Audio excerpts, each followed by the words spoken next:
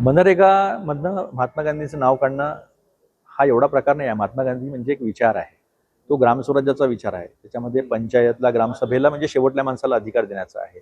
मनरेगामध्ये काय होणार होतं, मनरेगामध्ये रोजगार मागेल त्याला रोजगार. आता मागेल त्याला रोजगार राहणार नाही. एवढे पैसे आम्ही पाठवतो, तेवढ्यात तुम्ही योजना करा. आता तो घटनात्मक अधिकार राहिला नाही, आता तो प्रशासनिक अधिकार झालेला आहे. म्हणजे एखाद्या दिवस पाठवलेले पैसे संपले की मग रोजगार मागेल त्याला रोजगार मिळणार नाही. म्हणजे संपलं तुमचा संविधानिक अधिकार, कायद्याचा अधिकार. आणि आता पहिले 90% पैसे केंद्रातून यायचे, 10% राज्य सरकारला करावं लागायचे. आता 60-40 झालेला आहे. म्हणजे ऑलरेडी राज्य सरकारवर फायनान्सेसचा दबाव आहे आणि आता याच्यामध्ये असं करून हे संपवण्याचं काम आहे. आता अनेक ठिकाणी शेतकरी आत्महत्या करतात. त्यांना हा एक आधार होता, तो आधार सुद्धा काढून घेण्याचा प्रयत्न जो आहे तो मोदींनी केवळ गांधी द्वेषामुळे काढलेला आहे.